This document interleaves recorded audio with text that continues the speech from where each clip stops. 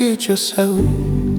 Chestnut is currently in season. It's a tasty, healthy, and filling snack. So let's make roasted chestnut together.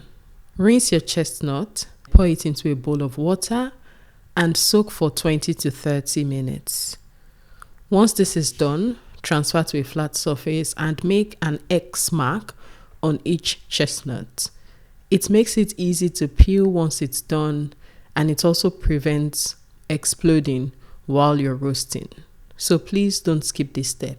To make roasted chestnut, you need your chestnut and salt, which is optional. I am not using any salt in this video. Put in your air fryer and roast for 20 to 25 minutes, depending on the size of the chestnut. That's all. Enjoy. Flavorful, unbelievable.